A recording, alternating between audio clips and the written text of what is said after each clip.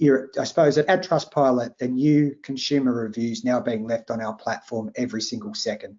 That's globally. And when we start to drill down into sort of some of those e-com themes through the positive and negative feedback, it's often that there's an imbalance in the stages.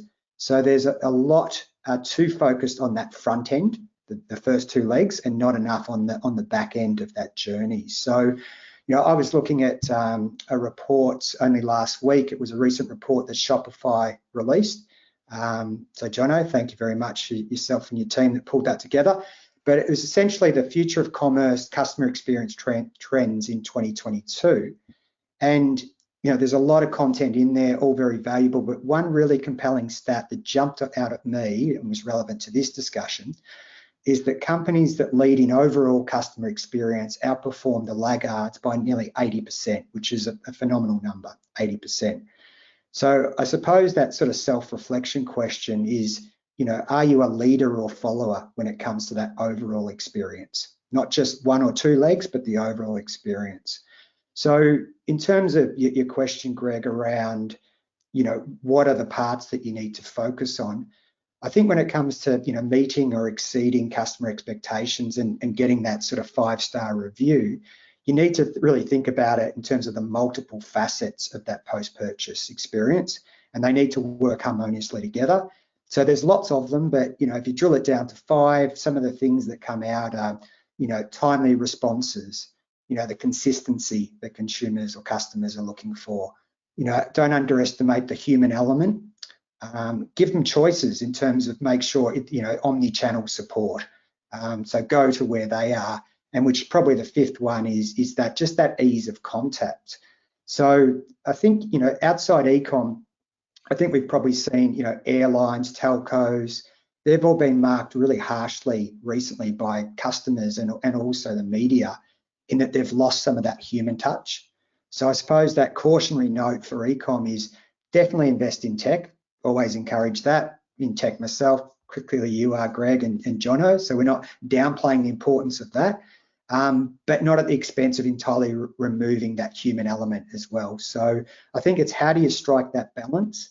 And some of those clients that we see as examples that are doing a good job of that are the likes of some of our clients, are the likes of MyDeal. So they've got 50,000 reviews, a 4.3-star rating. Aussie Bum, 14,000 reviews and 4.5. The Oodie, 17,000 reviews, 4.5-star rating. So essentially what they're doing is, you'll look at them at the front end and they're e-com businesses that are, playful. They've got somewhat of a cheeky brand at the front end, that attract and convert, but they're uncompromising when it comes to, the serious side of post-purchase customer service delivery. And probably those results that they're getting from customers in terms of their rating and the volume, really, if you like, are proof points that they're doing it consistently, all the way from their first marketing interaction, all the way through to their return policies and everything in between. It's interesting when you you talk about those brands, because it's from the outside looking in, we see the ads. I am amazed that I didn't buy an Oodie over the lockdowns, and everyone else did, and I'm sure we all saw the ads, and it was a sort of a big kind of front end of the e-commerce experience presence, but all the back end stuff is quite invisible, isn't it? And unless you happen to buy one or sort of have an interaction with that team, and it's interesting to see, hear you say that it's so important feeding back. So, I mean, I guess what does that look like in terms of the practical aspects of best practice e-commerce after the sale? In terms of the nitty-gritty of returns, packaging, delivery, the concrete experience of receiving the object in your hands. What are you guys seeing in terms of best practice in that space? Yeah, cool. I'll go here. I guess when you're thinking about the delivery experience, what merchants really can't control is, the shipping providers and the actual delivery process. Like that's a really tough thing to actually And, with that said, we've all had experiences where, we don't know where a package is. It's late. It's stuck in a warehouse somewhere. But at the end of the day, the customer, us as customers, we don't really care. We're just thinking, okay, we've ordered something, we want it delivered in the specified time frame, and we expect that. That's our customer expectation. So as a brand, as a merchant, what can you do? So there is a fine line between like taking on full ownership of where the package is, where that shipping provider. But what you can actually do is be proactive, and you can communicate any delays or issues with the customer. So how do you do that? Through the email channels, email, text, etc. But one thing to be really mindful of is just the sheer number of notifications that a customer might receive from all the different parties. So, they might be coming from Shopify, they might be coming from AusPost, they might be coming from in your email, from the customer service rep. So it's just really, I guess, buying from yourself and understanding what that looks like end to end. And then you can see, okay, what are the touch points where, as a company and as a customer success team, where can we add value? And then what can be automated through the different shipping providers and the channels.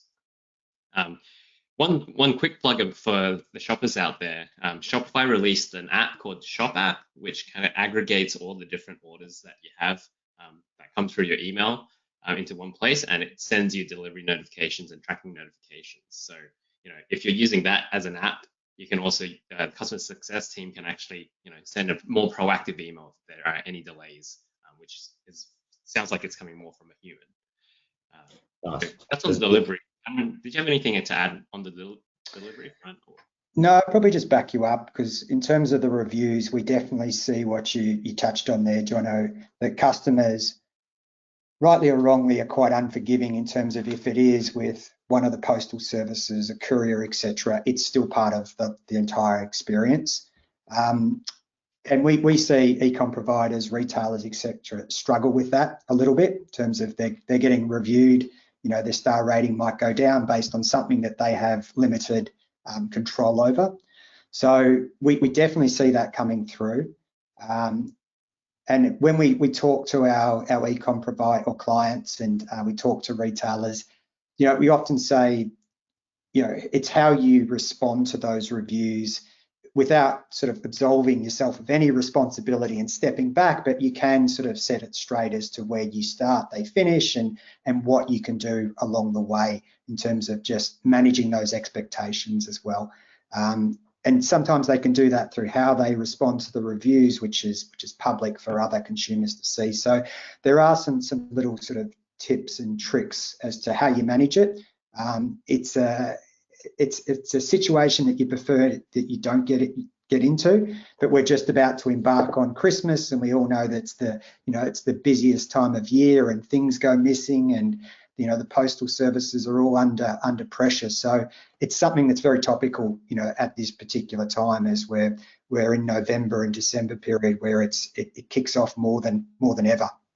Yeah, one thing you can add to that piece, like you said, Cam, coming into the busy holiday period, is how do you front load the messaging from the brand to your customers? So whether it's on site, through your email marketing campaigns, just saying, delivery through this time is going to take extra. So if you want things ready for Christmas or delivered by Christmas, please order ASAP, or order earlier, the better. Just kind of like, reminding your customers that this could have delays there. Although it's not under our control or the control of the brand, it's just front loading that expectation with them. And summarize, you Cam, are you saying that you kind of are forced to own the problem if there's a problem, but it's wise to sort of walk that line and kind of try explain without making excuses that things are out of your control, you still care, you're going to help fix it? Yeah, I think you definitely need to show some empathy. Like if you do wipe your hands with it and say, not my problem, you're going to be marked harshly. I think what we see as best practice is companies that are able to take issues which are public and through review platforms like TrustPilot, which are open for other consumers to see, and really jump in there early if they do have an issue. So don't let it sit for days, because that's a long time when someone's waiting, but jump in on those, the open profile pages like we have, and say, I hear you, I understand, I empathize with you, and whatever words you choose to sort of get those messages across. And let's take this offline and we'll try and resolve it.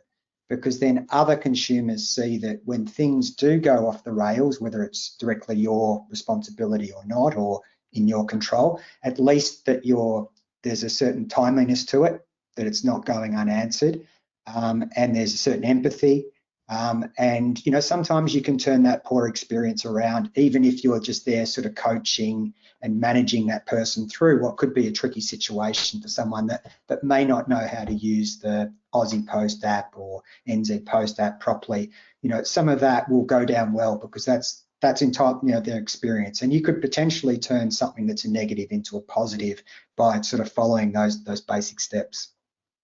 Nice. I remember we spoke about this a little while ago, and you said there's actually integrations, I think API integrations, but that some companies use between something like Slack and something like TrustPilot, so that you can actually surface that feedback internally in your company in real time, so that it's there for everybody to kind of respond to. Yeah, that's right. And I think most companies now have got a chat tool of some description, but that's where a lot of things are resolved, because by nature they're quite collaborative. So if you're getting reviews coming through in real time, and you've got your customer service side looking at it, your product side, your operations side, you can collaborate on an issue. Who's going to look after it? This person's got the problem. Who's going to respond? And hopefully you've got a lot of that set up. You're not doing it on the fly, but you've got sort of protocols or systems set up that, when something does go wrong, that you're in there as a team, and you're actually working through it as a team to resolve it as quickly as you possibly can, because that's what you'll be judged on. Yeah, I mean, I appreciate it. It's possibly a solution, but it's sounds like a sort of enterprise level sort of way of approaching things, and it might sort of fill the average sort of small to medium owner operator e-commerce business with a bit of kind of dread at the not dread, but rather jealousy at the kind of resources. But something I do appreciate about that is that there's an element of when it's on Slack and the whole company sees it, you're not going to sit there having an argument in front of everybody else with that annoying customer. It probably keeps things nice and clean as well, keeping it all out in the open, because there's nothing worse than just losing your rag at a customer in a review or in an interaction, and just it only takes 1 out of 1,000, and it's pretty challenging at times. It also just wanted to add, it's always a really good experience when you're shopping on a store and you do see a response to a review from the actual merchant itself, saying, hey, a quick sentence, and then, hey, please reach out to this, or we'll reach out to you. Seeing that feedback from the actual merchant itself is always really kind of comforting as a shopper. Thinking of Christmas and you get the gift that you don't want, and or you order something that's the wrong size and you decide to return it. That seems to me today to be a much more important part of the actual purchasing decision at the point of purchase. If you feel confident that there's a good returns policy, what's sort of happening here that's best practice, or is it just the old-fashioned story of, again, do your best job and treat people with courtesy?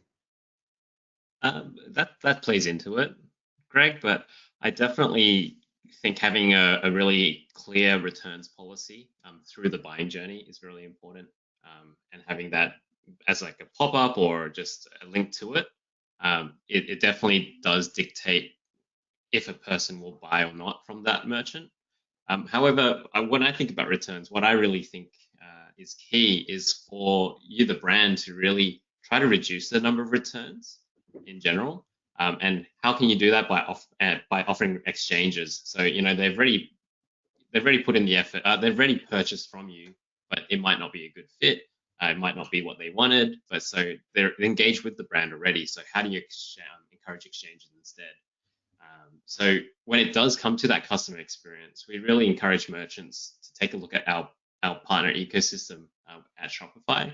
We've got really good partners such as Loop Returns, who really bake this into the shopping experience on their Shopify store in general. However, if the merchant actually has an online and in-store experience or presence, our point of sale, so Shopify's new product point of sale, it provides a unified customer data view of all the orders that you come through and purchase either online in store, and it really just enables the types of workflows that we've never had before, being able to see your orders and then buy online and then return or exchange in store. Those types of workflows really just improve the customer experience overall. Yeah, I mean, increasingly becoming the expectation as well, isn't it? That sort of omnichannel experience. Yeah, definitely. Go on, Kim.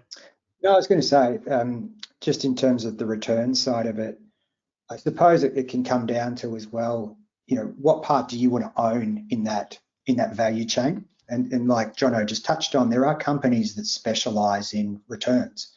And they're quite innovative platforms. I think there's one called Refund It that a lot of companies use. And, they specialize in that part, because for e-com providers, it's hard enough to get the goods out, let alone back and out again, sort of, that two-way street. So yeah, I suppose it's what do you want to own versus what do you want to outsource is sort of the decision there. Jono, do you mind throwing me the name of the other company that you mentioned that also does that? Yep, Loop Returns. Okay. Loop, L-O-O-P, yeah. Yeah. Interesting. So it's basically like being a 3PL for reverse logistics, really, right? Yep.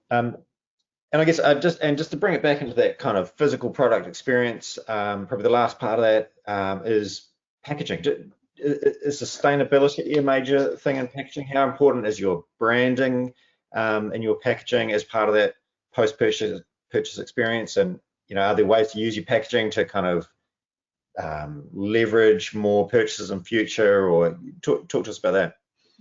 Yeah. So I mean, you've nurtured the customer through your entire funnel.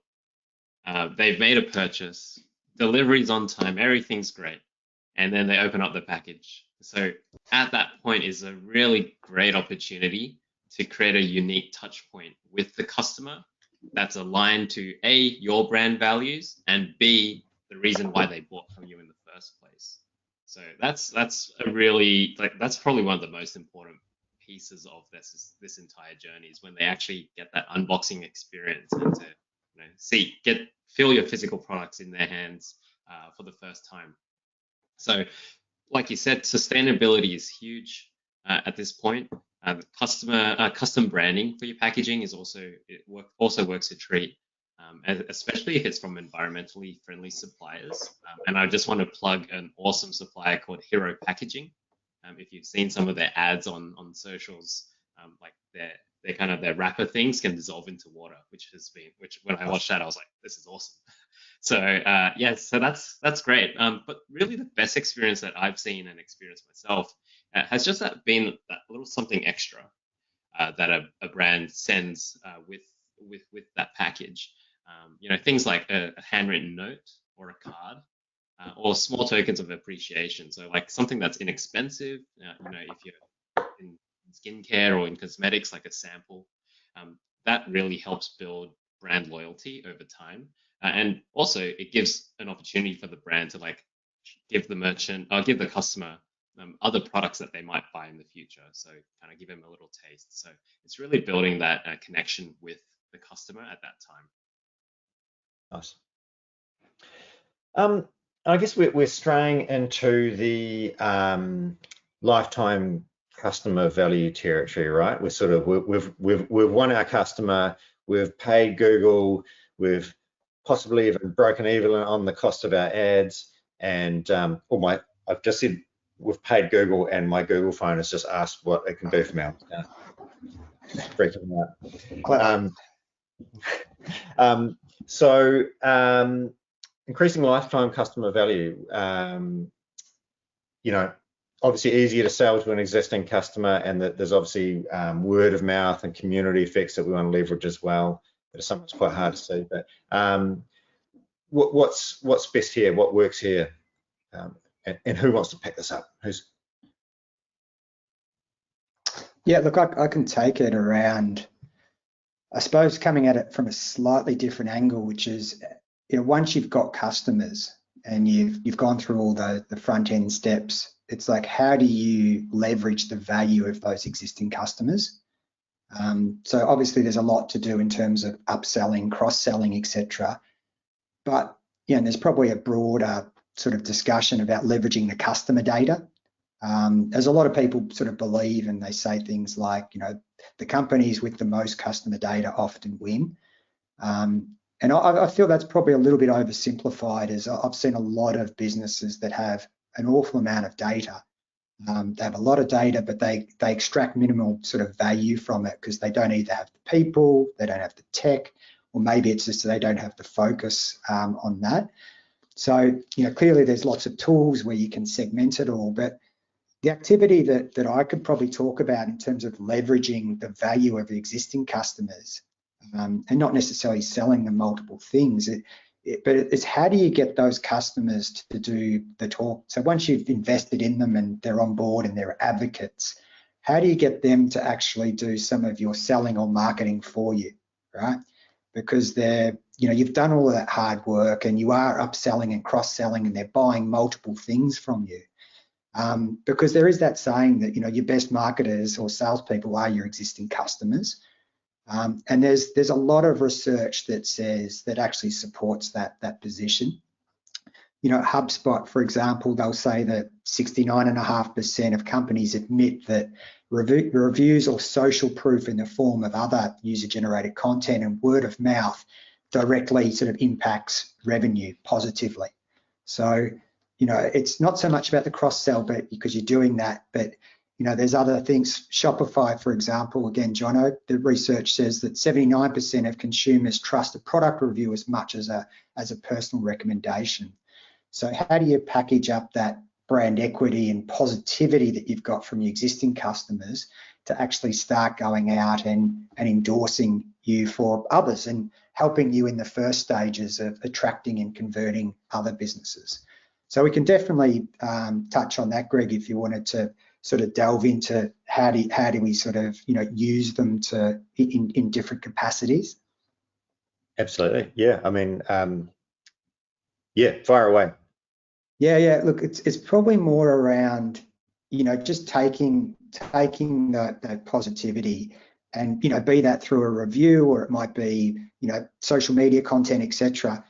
And that it could be text, it could be videos, it could be image form, and then showcasing that across your digital assets, such as your social channels, your websites, newsletters, online ads, whatever it is, social ads.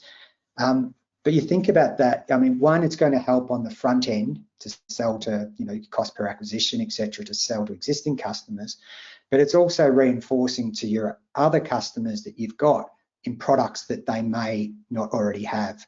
So you can quite strategically sort of use that material or the user-generated content to channel it into different parts of your marketing machine, really. And as a global business, you know, we see a lot of businesses, this occurring regularly, more frequently in Europe, the UK, the US, etc. But we're definitely seeing businesses, e-com businesses in Australia and New Zealand doing it more than they have in the past.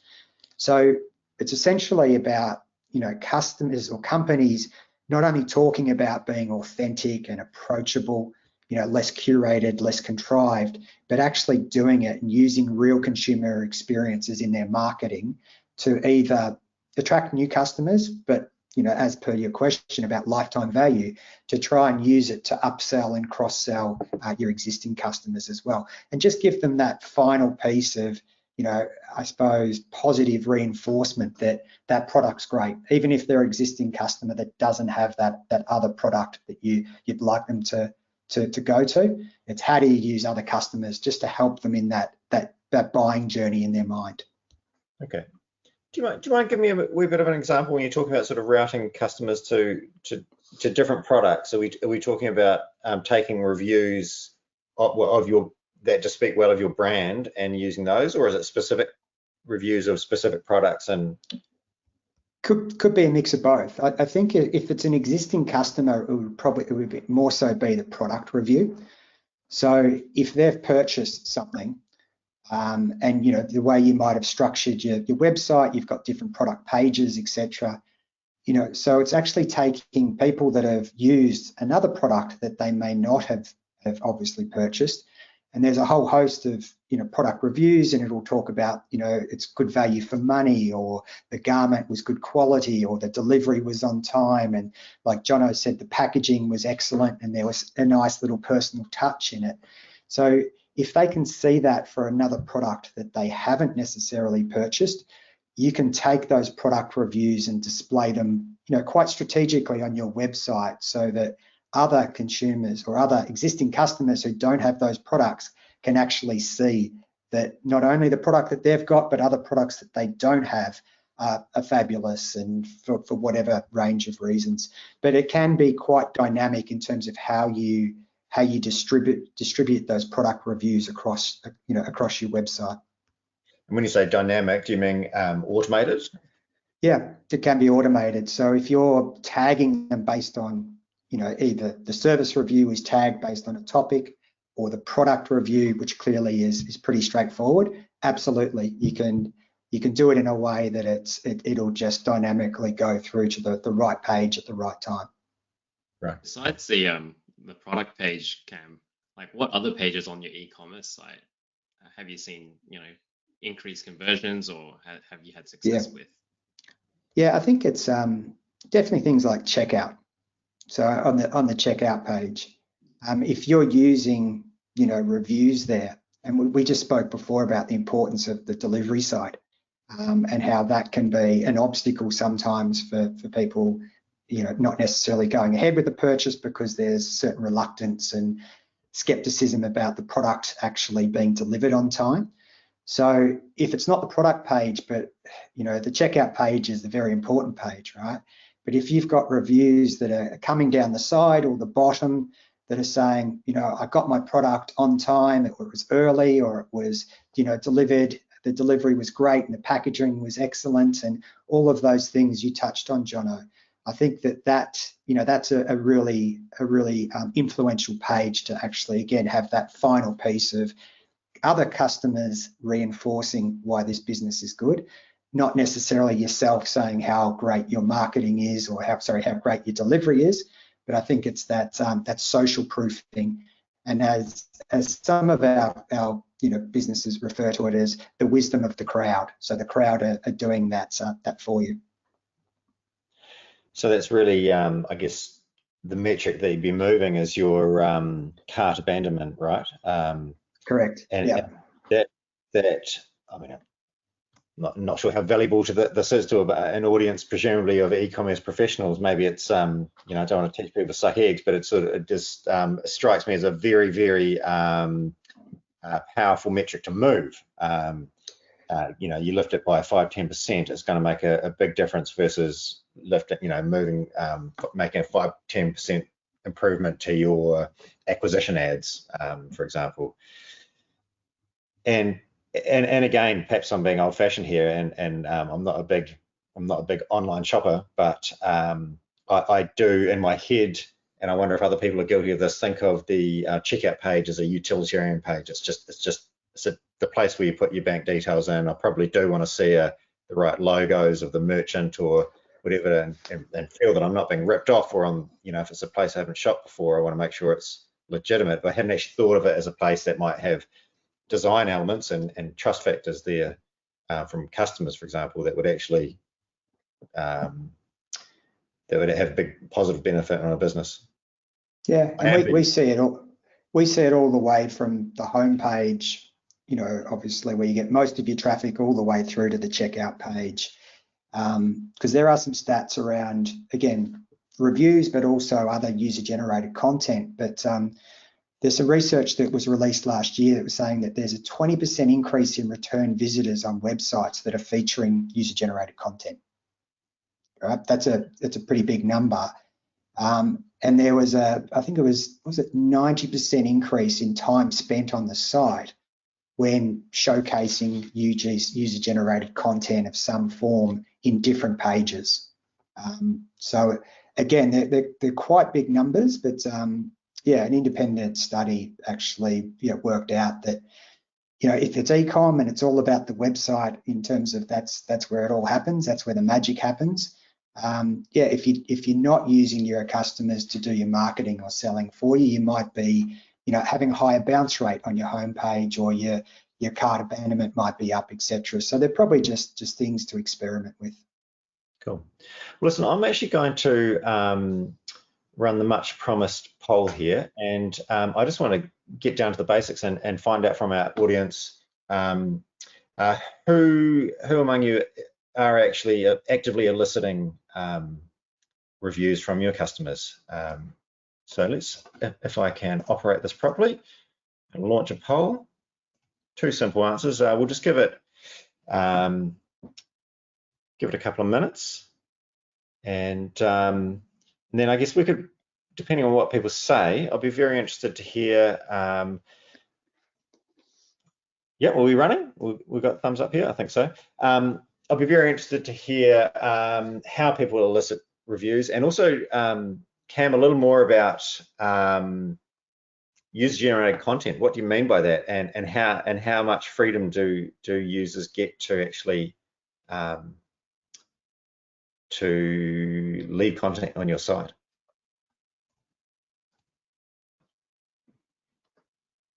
How are we going here?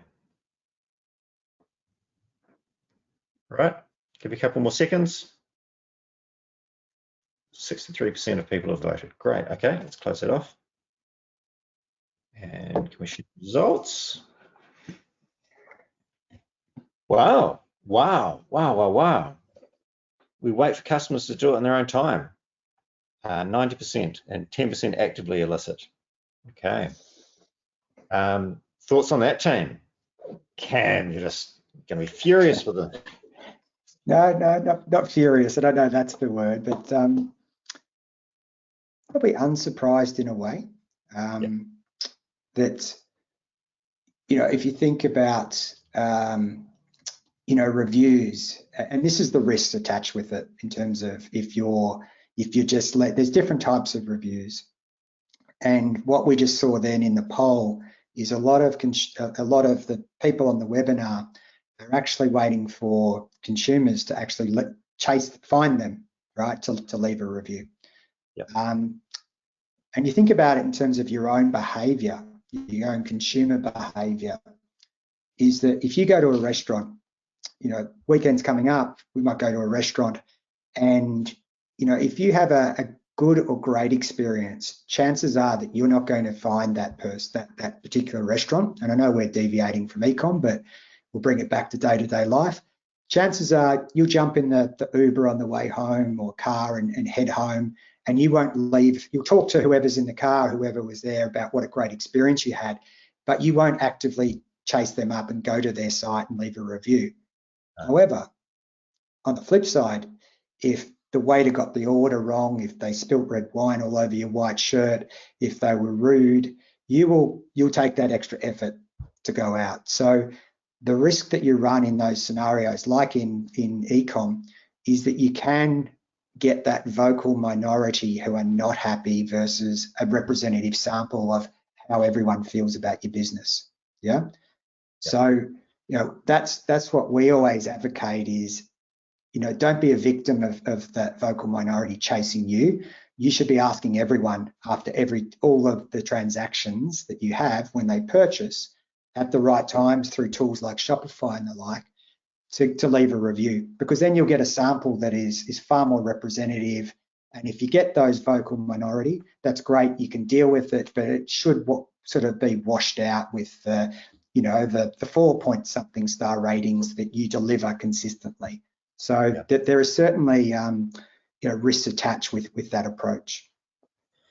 John, I remember you were telling us when we caught up last week about buying some pants and a very positive experience you had that came out of a negative experience, and I guess it raised this because you know, I'm thinking about the touch points at which you can ask for reviews, user-generated content. You know, even if it's more than going beyond reviews. If we have time, I'd love to talk about that. But do you mind giving us a rundown of that experience?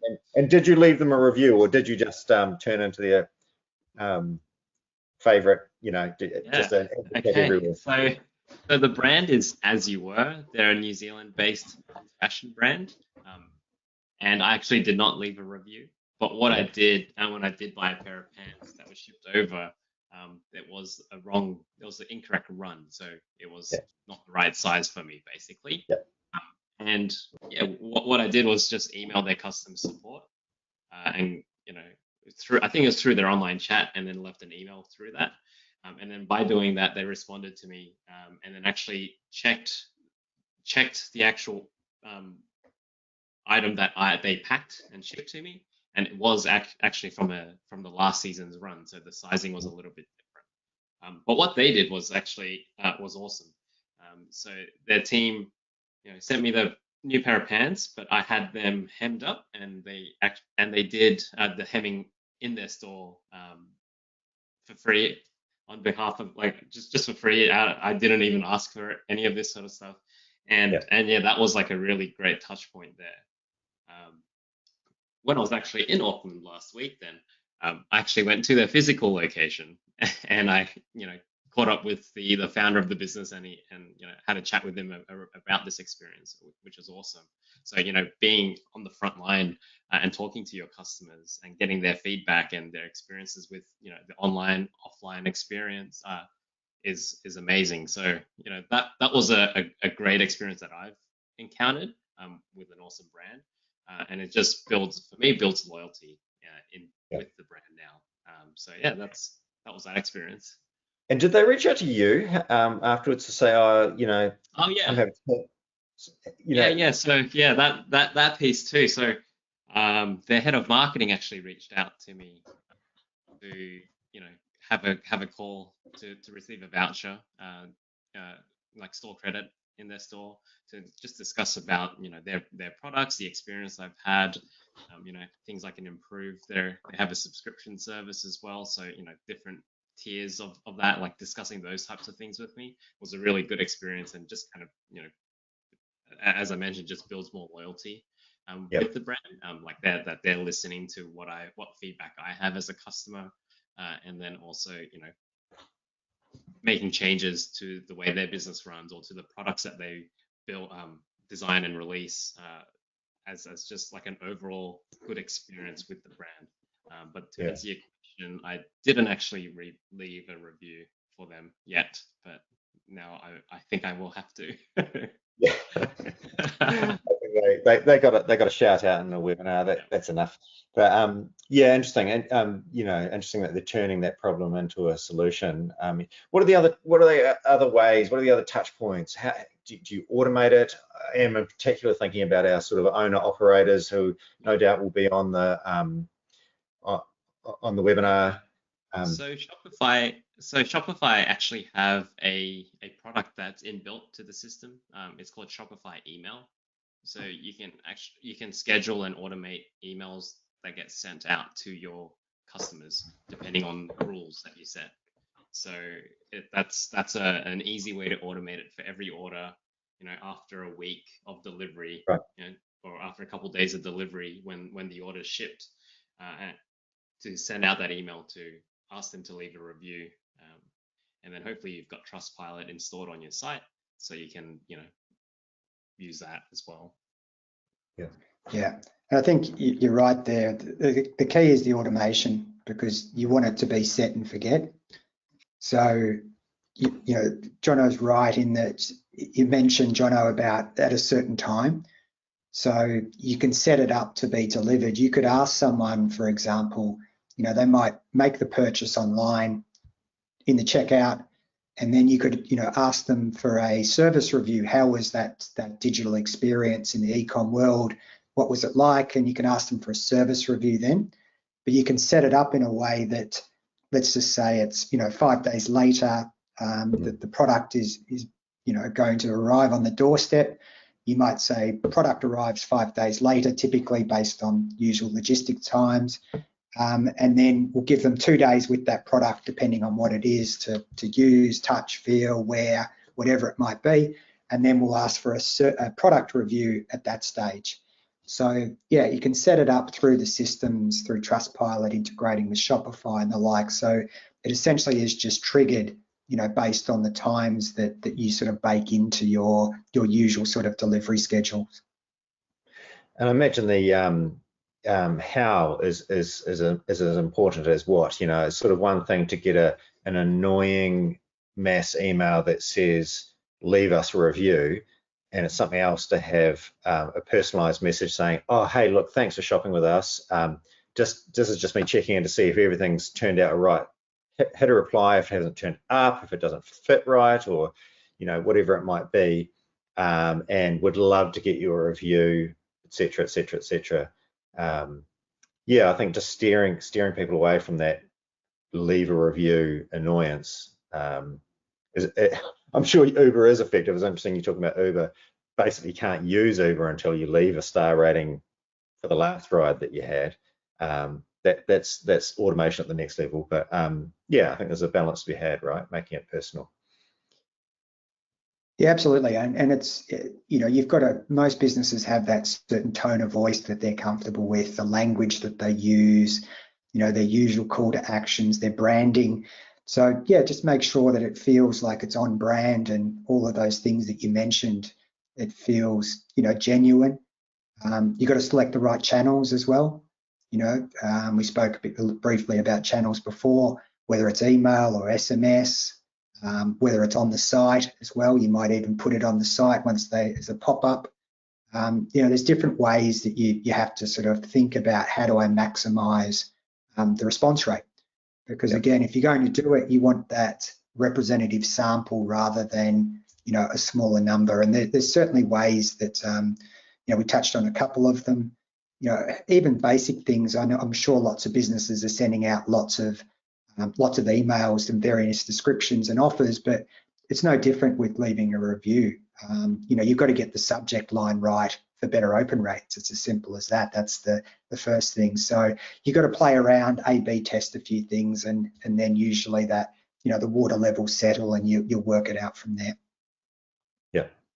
Actually, on the topic of you're basically saying there's almost a risk in not eliciting feedback, and that you leave yourself open to skewing it to make it look really negative.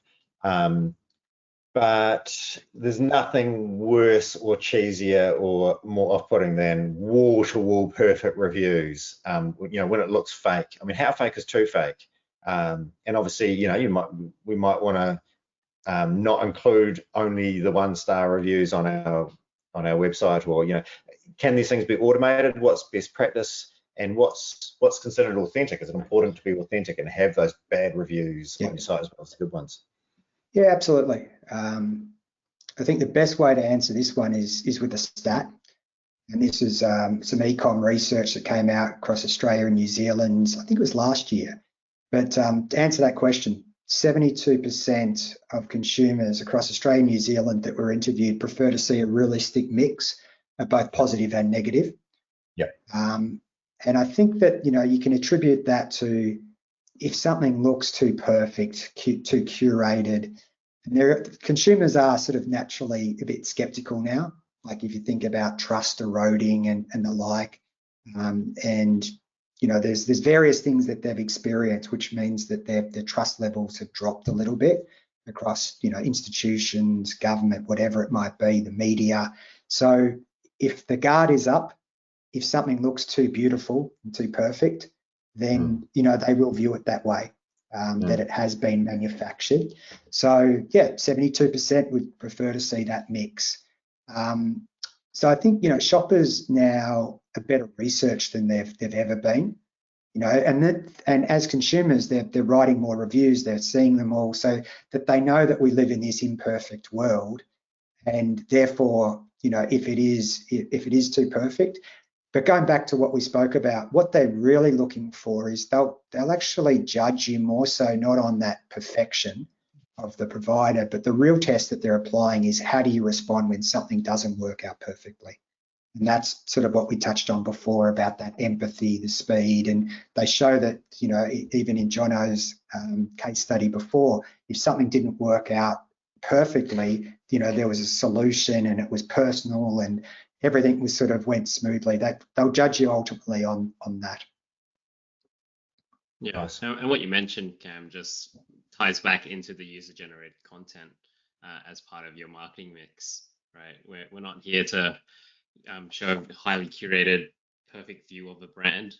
Having content generated from your users, as well as a mixed bag of reviews and how you respond to any issues, is kind of like that holistic view around how to treat your customers with empathy and build brand loyalty. Nice. Well, I think I'm very conscious that we're getting close to time. If anyone wants to hit us up with a question while we're here live, jump in there now. Oh, here we go. So Josh says, should we show 1-star reviews, even on bestsellers where only one client has a particular issue? It's a good question. The way that TrustPilot works is that we share our businesses that we work with. Actually, we share what we call a profile page, and on that profile page, you actually don't have the choice between showing the 1 stars to 5 stars. Everything is shown as long as it's a authentic transaction and that there's you can see that they're a customer and they're not breaking any of our guidelines. Then that review will exist in this public domain.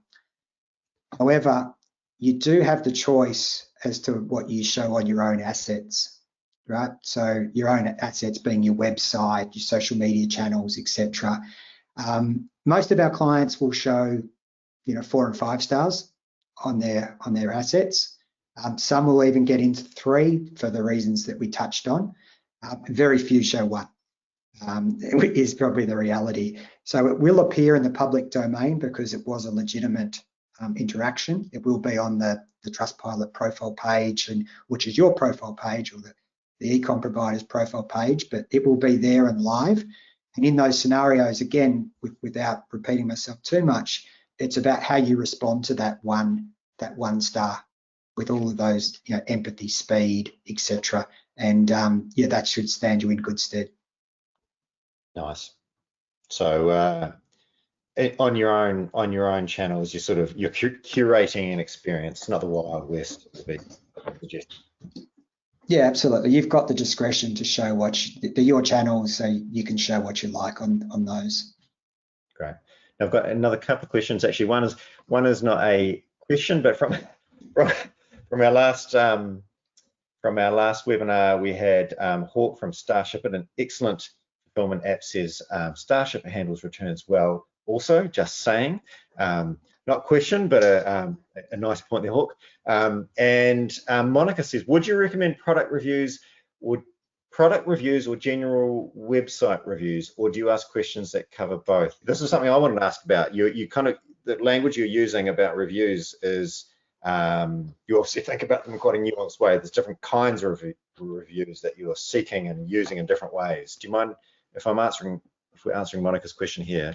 Mind that? Yeah, absolutely. There's 3 types of reviews, at least at TrustPilot. There's a service review, a product review, and then there's a location review if you have a physical network, if you're a retailer / e-com provider. So the difference is that service is essentially, it's about your star rating. It's about the overall experience that you've had.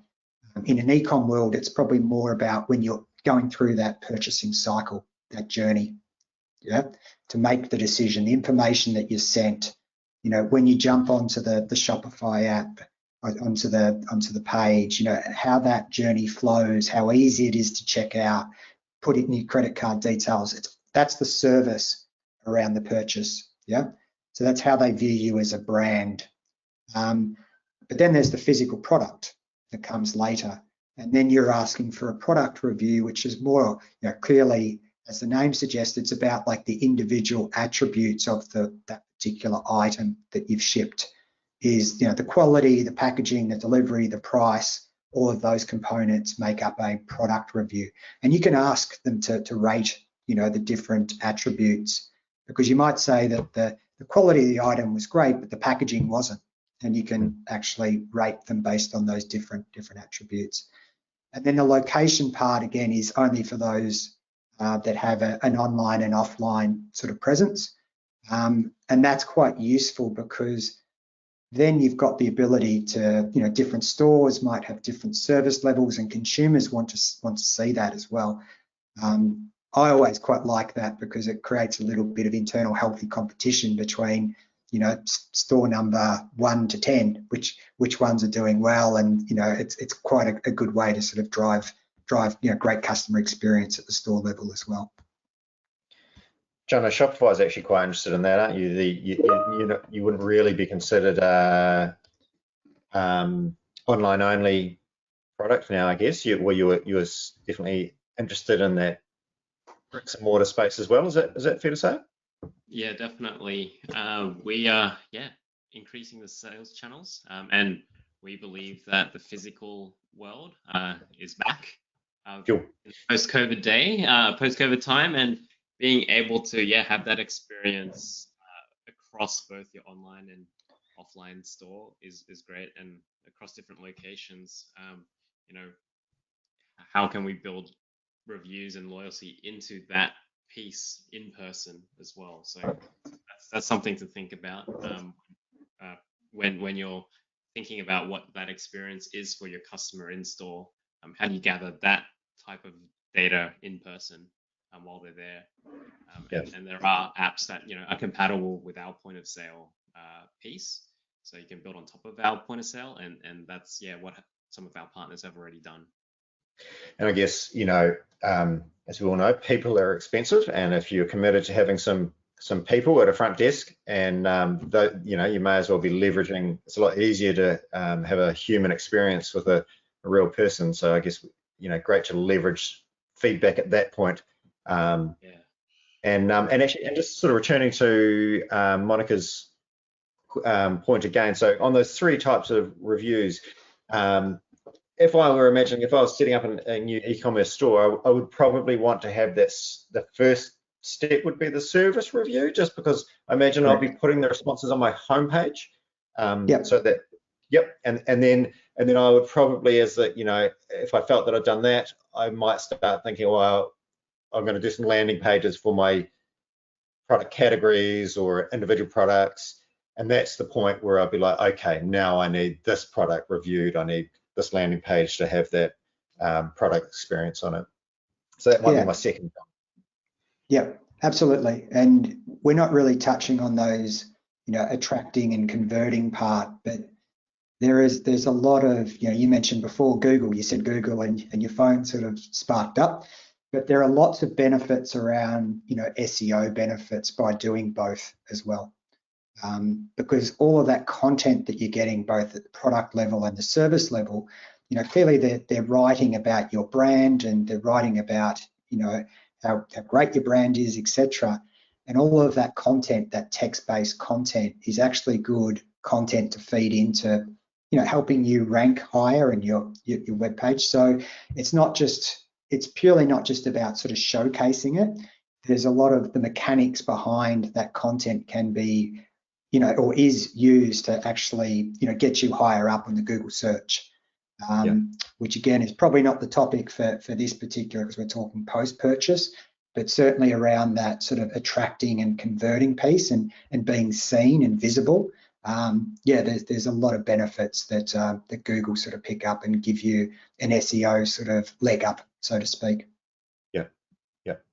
Any more questions from the audience? Actually, one I had that you did answer previously, so I know the answer, but I think it's worth asking, is legally around, you know, if say someone leaves you a great review, what are the legalities about sort of taking that and putting it in your ad? Do you need to get permission, or is that now yours, that sort of thing? Yeah, it's in terms of the consumer side, so when people are leaving reviews, they are consenting to those reviews being used again. So in terms of, you can use them on your website, you can use them in your social channels, etc. So there's a level of consent that has happened. Other user-generated content is probably a little bit trickier in terms of, if you think about, Facebook posts, or you think about a tweet, etc.